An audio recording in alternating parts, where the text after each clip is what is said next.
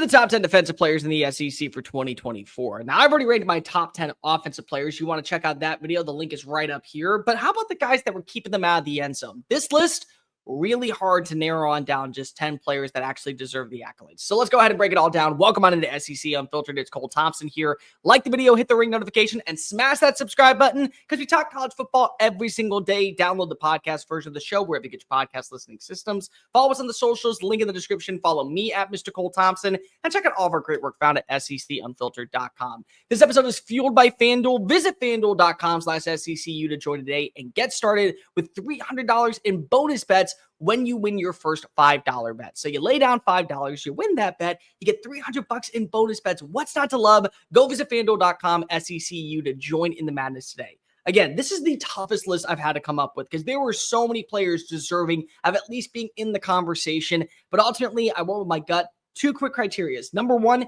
it's my list. There are certain things that I care about more than you do. Number two, if you hate this list, go in the comment section. Tell me who were your top 10 players for the SEC in 2024. Real quickly, let's give out some honorable mentions. South Carolina defensive end Dylan Stewart, Texas A&M defensive lineman Shamar Stewart, Texas A&M linebacker Torian York, Tennessee defensive back Jermod McCoy, Arkansas defensive end Landon Jackson, Ole Miss defensive end Jared Ivey, Auburn defensive end Kendrick Falk, LSU's defensive end Braden Swinson, Texas defensive back Mookie Taft, and last but certainly not least, the toughest one to leave on off, Georgia defensive back Malachi Stark. Now that we got that out of the way, here's my top 10 list. Let's start off with number 10, Nick Emmanwori from South Carolina.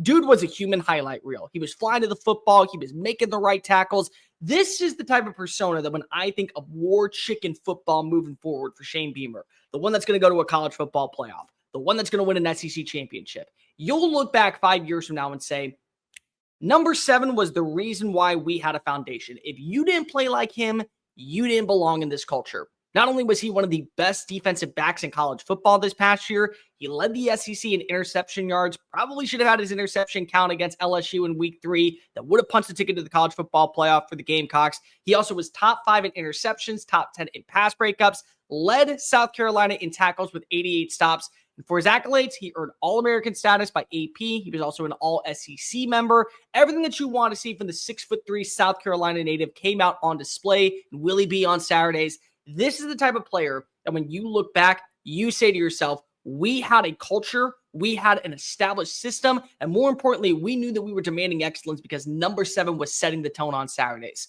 Number 9, Danny Stutsman from Oklahoma.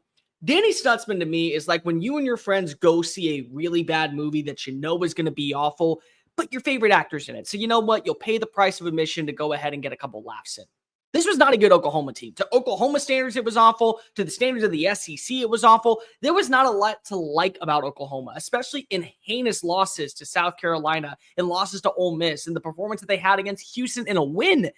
But Danny Stutsman was the one caveat that you look back and say, you know what? He played his best version of football. Past season finished top 5 in tackles per game at 9.1, 110 total stops this past year. One of the biggest enforcers, had multiple 10 tackle games, including a 19 tackle game in the South Carolina matchup. He was the big reason why Jalen Milroe wasn't able to boot, scoot, and boogie and find his way out in Norman, the big time upset. And there were also a couple of games that when you look back, part of the reason why a lot of teams had to trust its passing attack, whether it's run game, was because Danny Stutsman was right filling up the hole. He was making plays left and right. He was everything that you wanted. Brent Venables can always say, for my team, especially when we were trying to set a standard in year 2, when we went from having the 78th ranked defense to the number 19 ranked defense, it was largely due to the fact that Danny Stutsman was our enforcer. More importantly, he was the guy that we knew was the captain. Synonymous, forever honored. He's going to have, I think, a hell of a career in the NFL level. But if worse comes to worse, he'll always have a place to be in the hearts of those that bleed the crimson and cream. Number 8, Nick Scourton. One season at Texas A&M, 1 year in the SEC, 1 year later, he has garnered first-round buzz. This was one of the most impactful transfer additions this past year. Finished with Texas A&M, tackles for number 1 in tackles for losses with 14, 5 quarterback sacks. 10 of his tackles for losses also came against SEC opponents, and 8 of those tackles for losses came in ranked games. Number 2 in the SEC in tackles for losses. He also was the second-team Walter Camp All-American selection. He was a finalist for the Lott Impact Trophy. This is the type of dude that Mike Elko needs to go after moving forward. When we talk about what Texas A&M can be, what Texas A&M should be, you want guys like Scourton, who maybe are overlooked at the very beginning of their career. But you give them time, you make them play with a little bit of anger, a little bit more aggression. How are you not excited to see what number 11 can do for your team, especially when you move forward out in Aggieland? A&M is, I think, a team that is going to be defensively built moving forward, specifically underneath Mike Elko. You need dudes like Nick Scourton if you're going to continue your success going into 2025 and beyond. Number seven, Jihad Campbell from Alabama, 21 years old, still finding his way as an off-ball linebacker. This is one of those dudes who, when we look back 3 years from now, when he's in the NFL and he earns his all-pro status, we say, why was he not as good at Alabama? Because if he still hadn't reached his untapped potential, went from 3 different defensive coordinators during his entire time in Tuscaloosa, got better along the way in every single sense of it. And by the season's end, he was one of the best defensive players and one of the best off-ball linebackers in the country. Totaled 117 tackles, 11.5 tackles for losses, 5 sacks, added in 1 interception, 2 forced fumbles, a fumble recovery, and he was at his best in the LSU game. Go back and remember that November 9th. 10 tackles, 2.5 tackles for losses, 1.5 sacks, flying everywhere on the football field, ended Garrett Nussmeier's Heisman reign right then and there.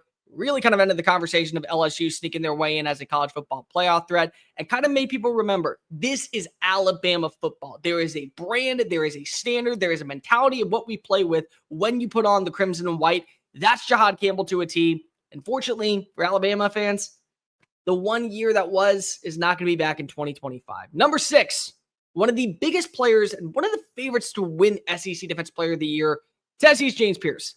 Tennessee's defensive line was the best in college football. I will stand on that base for as long as I live. And largely it's due to the fact of what they had depth-wise. But you always need a leading man. Like every single show needs an actual actor that is going to put people in seats. That was James Pearce this past season, one of the best run defenders and one of the more stable pass rushers over the last 2 seasons, helping the Volunteers reach the college football playoff in 2024. He had an 18.7 pressure rate, which was second among all FBS defenders this past season. He also led the Volunteers in sacks with 7.5, led the SEC with 43 quarterback hurries. Former 5-star from Charlotte is going to be a first-round pick, 29 tackles for losses, 19.5 sacks, 3 forced fumbles in his career. He was the backbone of this team. And also, very similarly how we talked about Dylan Sampson. This is a guy that when we say, hey, 2 10-win seasons in the SEC underneath Josh Heupel, 2 10-win seasons underneath the coach for the first time since 2008, we got something brewing out in Knoxville. We've tasted what double-digit victories are like. If they don't play like 27, we don't want them on his team. SEC Unfiltered is proudly partnered with Fanduel. For the first whistle to the final drive, Fanduel takes the NFL playoffs to the next level because right now, new customers can bet $5 and get $300 in bonus bets if you win. That's $300 in bonus bets if you win your first $5 bet. The Fanduel app gives you everything from live bets, same-game parlays, and so much more. Plus, when you win, you get paid instantly. What's not to love? Just visit FanDuel.com/SECU to join today and get started with $300 in bonus bets. That's FanDuel.com/SECU. Make this playoff season unforgettable with FanDuel, the official sportsbook partner of the NFL.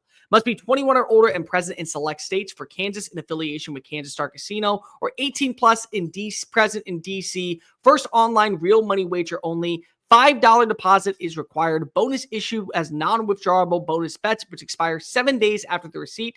Restrictions apply. See terms at sportsbook.fanduel.com. Gambling problem? Call 1-800-GAMBLER or visit fanduel.com/RG. Call 1-888-789-7777 or visit ccpg.org/chat in Connecticut or visit ndgamblinghelp.org in Maryland. Hope is here. Visit gamblinghelplinema.org or call 800-327-5050 for 24/7 support in Massachusetts or call 1-877-8-HOPE-NY or text HOPE-NY to New York. All right, back to the show. Number 5, Anthony Hill Jr. Anthony Hill Jr. was one of those players that I had my reserves on going into the year. Not because I didn't think he was talented, not because I didn't think that he could live up to the Agent Zero persona in the same way as DeMarvion Overshone, but just because of you were putting a lot on his plate now with Jalen Ford going off to the NFL. Guy did not miss a beat in the slightest. Led Texas in tackles for losses with 16.5. Had 116 total stops this past year. 8 sacks, which was the second most among all off-ball linebackers. Stands 6'3", played sideline to sideline. Basically was a human missile flying to the football, defending the run, making plays in pass coverage from time to time. He was the enforcer at the second level and the dude that you just want to go to war with this past season. Most notably, his best game was in the Oklahoma Red River Shootout. 11 tackles, 3-point tackles for losses, 2 sacks, a forced fumble, and a quarterback hurry. This is your guy moving forward. When we talk about Texas, we talk about what Texas can be. Offensively, they're going to have Arch Manning. They're going to have some big-time up-and-comers, especially at the wide receiver position. They're going to have back C.J. Baxter in the run game. But the defense is still the epitome and the identity of what Longhorn football is. On the 40 acres, you have Agent Zero, not only fighting for the Butkus Award, fighting for All-American status. He is everything that you need. And now you get paired alongside with Colin Simmons, Mookie Taft, and then you throw back in Trey Moore for next year. Best of luck stopping Texas. They ain't slowing down anytime soon, and Agent Zero is on his way to becoming a first-round pick. Number 4, Walter Nolen. You know when you're down on yourself and you feel like that, I got to get out of here. Got to go leave the bar. I'm not really feeling it tonight. I got to go move away and go to a new city, start fresh, hit the reset button, because I know that there's the best version of me out there. That is literally what Walter Nolen did. Wasn't properly utilized for Jimbo Fisher down at Texas A&M, had his highs, had his lows, was never a complete product, goes to Oxford, and immediately becomes an All-American. Lives up to every expectation that we thought of him when he was the number 1 defensive recruit coming out of Powell, Tennessee. Anything that you wanted, you got. Big reason why Ole Miss led the SEC in rushing yards allowed per game. Big reason why they were one of the best front sevens in college football this past year. Big reason why teams had to win through the year if they wanted to get past Ole Miss. And in every single game that Ole Miss lost this past season, it wasn't because of the ground and pound attack from Kentucky. It wasn't because of the rushing attack from LSU. It was nowhere near it for Florida. And largely it's because number 2 was the number 1 defensive tackle in the country. This past season, not only did he have 14 tackles for losses, he was 4th with 6.5 sacks. He was the anchor for the number 2 defense. He was the only 14th member of Ole Miss football history as a consensus All-American. And he's also going to be a first-round pick. He's leaving Oxford with more money in his pocket. And best of all, going to Oxford ultimately landed him back in the good graces of what we remember college football sickos to be. Number 3, Jalon Walker. Jalon Walker, and this is where you can talk about just the beauty of what is Kirby Smart's defense. And if you are a linebacker, your first phone call should be, I want to go to Athens, GA. Because he didn't play last year. Seldomly. Wasn't a starter. Was a backup. Had a rotational role in this system on a team that featured a multitude of future NFL talents. And he may end up being a higher draft selection than every single one of those players. One season underneath Glenn Schumann and Kirby Smart as a full-time starter, he was worth the wait. Finished with the Butkus Award as the best linebacker in college football after leading the Bulldogs with 10.5 tackles for losses. Also the team in 6.5 sacks, was a wrecking crew, literally took over games. The Texas game he took on over along with Michael Williams. The SEC championship game he took on over along with Michael Williams. The Tennessee game, he was playing like a man on a mission to end the volunteer streak of any chance of going to the SEC title game. Jalon Walker was the number 1 enforcer for Glenn Schumann. And lo and behold, LBU is getting another player that's going to be a day 1 talent very early on in his career in the NFL. Number 2 is Jahdae Barron. Here's the reason why I got Jahdae Barron at number 2. He's so versatile. I don't think you guys realize Jahdae Barron was not a cornerback last year. No, he was the star position. He played inside. He was the nickel defender. And they said, hey, Jahdae, we're going to move you to the outside. You're going to wear number 7, and you're going to emulate the Honey Badger. You're going to be the best defensive back in the country. And he didn't know that at the time, and I don't know if it was actually said by Pete Kwiatkowski, but I'll tell you what, he believed it. And lo and behold, he did. Go back and watch that Ohio State game. You can talk about Jeremiah Smith being triple covered or playing in that triangle formation. I think you all forget, guess who wasn't on him that much? Jahdae Barron, because he was too busy covering other players. Emeka Egbuka, Carnell Tate, and he was winning about 90% of his battles. The best defensive back in college football this past season. He was moving around. He was moving and grooving. Won the Jim Thorpe Award. Tied for the SEC lead with 5 interceptions. Limited Ohio State phenom Jeremiah Smith to 1 catch for 3 yards. 67 total tackles, 11 pass breakups, the number 1 cornerback in the SEC, according to Pro Football Focus, with pass coverage grade. Everything that you want to see from Jahdae Barron on the 40 acres, he delivered. And this will be, in my opinion, the toughest position and player to replace. He embodied what Texas was about. He bought into Steve Sarkisian's culture. He made sure that everybody was on their P's and Q's. When you have that type of persona at the helm, so hard to duplicate. Almost impossible to replicate. But number 1 for me was Kyle Kennard. Honestly, the greatest transfer prospect that we saw this past season. And I mean that in general. Literally, the defense changed out in Cola because of what you had with the Georgia Tech transfer. Every single time that you need a run play, guess who was there? Number 5 coming off the edge. Every single time you need a quarterback pressure, guess who was there? Number 5 coming off the edge. Every single time that you need to make sure that you had the biggest stop, guess who was there? Number 5 coming off the edge. And not only did he lead the SEC in tackles for losses with 15.5, he also led the conference in sacks with 11.5 and had 3 forced fumbles. He has the single season sack record, which ranks second in school history, only behind former number 1 overall pick Jadeveon Clowney in 2012. He won the Nagurski Award for the defensive best player in college football. He also won SEC Defensive Player of the Year. And the biggest factor of all that we are not talking enough about, he took pressure off of Dylan Stewart to be the guy. Kyle Kennard comes on in and says, hey, kid, next year is your year. Let me take control. Let me be the alpha in the locker room. And he said, sure. And guess what happened? Dylan Stewart gained his confidence. Dylan Stewart put himself in a prime position to where going into next year, there are very few players who are going to be able to compete against him. Going into next year, there are very few players who know, oh, God, he learned underneath Kyle Kennard. Out of that together, that to me is the biggest recipe for winning. Kyle Kennard boosted up his draft stock. He boosted up morale in Willie B. And best of all, he boosted up his persona in college football. He may have been a one-year rental out for the Gamecocks, but he will be one of the greatest players that we have seen in this century, especially because of the fact that he coming off the edge was all it took for quarterbacks to realize they were in trouble. But let me know in the comment section down below, who was I too high on? Who was I too low on? Who are your top 10 defensive players of 2024? Like, review, hit subscribe. Make sure you're following us on all the social channels, TikTok, Facebook, Instagram, Twitter at SEC Unfiltered. Follow me at Mr. Cole Thompson and check out all of our great work found at SECUnfiltered.com. Until next time, folks, I am Cole Thompson. College football might be coming to an end, but content is flowing for days. And especially when you have defensive players like this, the SEC ain't slowing down anytime soon. Peace.